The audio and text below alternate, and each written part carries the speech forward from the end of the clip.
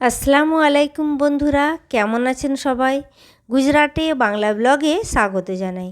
2025 সালের নতুন new recipe নিয়ে চলে এসেছি আমি আপনাদের সামনে। তেলের মধ্যে প্রথমে পেঁয়াজ দিয়ে দিয়েছি। পেঁয়াজটা লাল করে মাংসটা দিয়ে দিচ্ছি।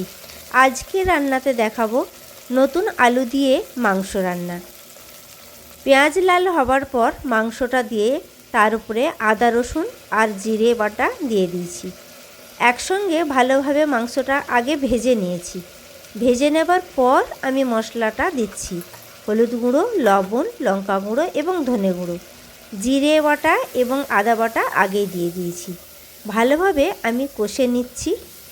এর রান্নাটা খুবই হবে স্বাদ এবং কালারও হবে একদম অনেক দারুণ। পেঁয়াজের সঙ্গে মাংস এইভাবে ভাজা করে নিলে তারপর মশলা দিলে এর কালার হয় অনেক সুন্দর এবং ফ্লেভারও হয় অনেক দারুণ।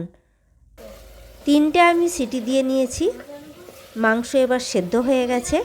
আবার একবার কষে নিচ্ছি। তারপর আমি নতুন আলুগুলো ধুয়ে পরিষ্কার করে রেখেছিলাম, সেটা দিয়ে দিলাম। এখানে নতুন আলু বলে সেজন্য আমি আলু ভাজি না, একসঙ্গে মাংস আলু কষে নিলাম। আজকে দুপুরের লাঞ্চে আছে মাংস আলু, নতুন আলু দিয়ে ঝোলঝোল মতো আর মাংস কষা। আমার রান্না কেমন লাগছে আপনারা অবশ্যই জানাবেন।